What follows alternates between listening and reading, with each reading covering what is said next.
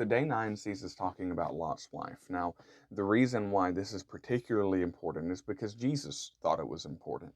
He says, remember Lot's wife. I'll throw up the reference right here.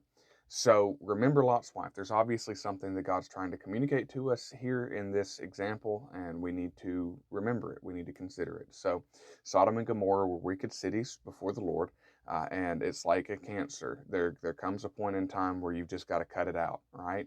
And you've tried to treat it as much as you can, but you just gotta cut it out.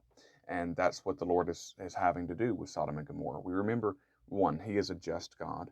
He has to punish unrighteousness, but He is a loving God and patient. He wants to forgive, but there comes a place where His patience runs out and He has to judge, okay?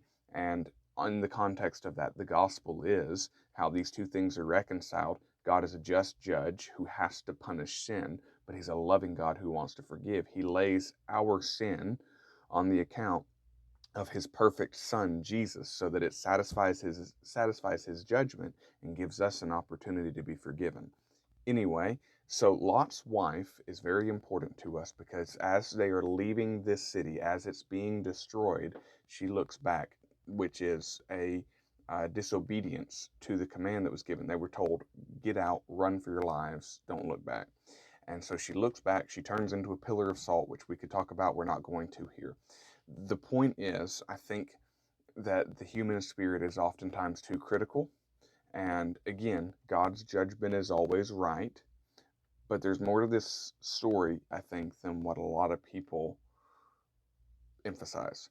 So, first, God's judgment is always right. The fact that God was giving them an opportunity to escape a wicked city that they had willfully integrated themselves into is a sign of His mercy in and of itself. But secondly, from the account, we know that they had uh, daughters that were not married. They had virgin daughters, but then they also had sons-in-law, which indicates that they had daughters that were married.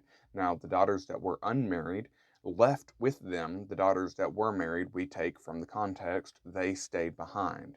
They couldn't convince their sons-in-law to believe them that the city was about to be destroyed.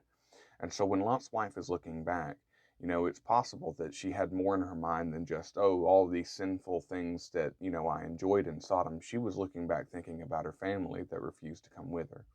And I don't want to be cold or calloused or harsh, but there comes a point where you've got to set your eyes on the deliverance that is in front of you. You're trying to take everybody else with you that you can, but you've got to, not neglect the so great salvation. How shall we escape if we neglect so great salvation, is what Hebrews says. So that's the point here. Don't treasure the behind. Look towards the deliverance in front of you.